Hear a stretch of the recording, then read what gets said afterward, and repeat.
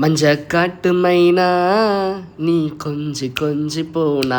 என்னடா அது மஞ்சளாக இருக்குன்னு பார்க்குறீங்களா? வேறு ஒன்றும் இல்லை, நம்ம நேந்திர பழத்தை வச்சு ஒரு பூர்ண கொழுக்கட்டை தான் செஞ்சேன். அம்பட்டு ருசியாக இருந்துச்சு. அப்படியே கேரளாவுக்கு போயிட்டு வந்த மாதிரி ஒரு ஃபீலு. ட்ரை பண்ணி பாருங்கள் எப்படின்னு பார்த்துடலாமா? ஒரு 3 வாழைப்பழத்தை நல்லா குட்டி குட்டியாக கட் பண்ணி நம்ம இட்லி பாத்திரத்தில் வச்சு ஒரு 10 நிமிஷம் ஹை ஃப்ளேமில் நல்லா பாயில் பண்ணி எடுத்துடலாம். ஓகே, இந்த மாதிரி பாயில் பண்ணி எடுத்ததுக்கப்புறம் அதை நம்ம ஒரு பிளேட்டில் ஆற வச்சிடலாம். பூர்ணத்தை ரெடி பண்ணிடலாமா?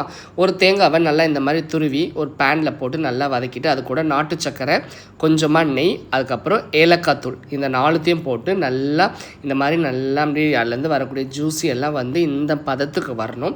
வந்தக்கப்புறம் நம்ம ஸ்டவ்வை ஆஃப் பண்ணி ஆற வச்சிடலாம். ஓகேங்களா? இப்போது நம்ம இந்த பிளேட்டில் நம்ம வாழைப்பழத்தை உரித்து கொஞ்சம் நேரம் ஆற விட்டுடலாம். சூடாக பண்ணால் கை பொத்துரும். ஓகேங்களா? அவ்வளோதான். இந்த வாழைப்பழத்தை ஒரு பாத்திரத்தில் போட்டு மற்ற இல்லை ஸ்மாஷரை வச்சு நல்லா இந்த மாதிரி ஸ்மாஷ் பண்ணிக்கோங்க. கையை வச்சு பிணைய வேணாம் இந்த டைமில், ஏன்னா கொஞ்சம் பழம் சூடாக இருக்கும்.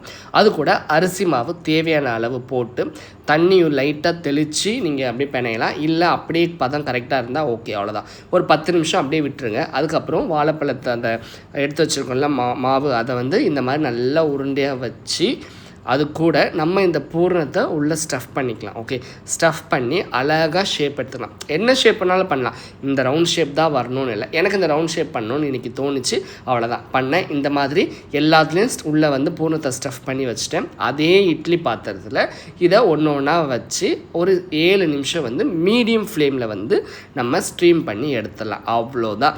எடுத்துட்டா நம்ம மஞ்சக்காட்டு மைனா ரெடி ஆகிட்டாங்க.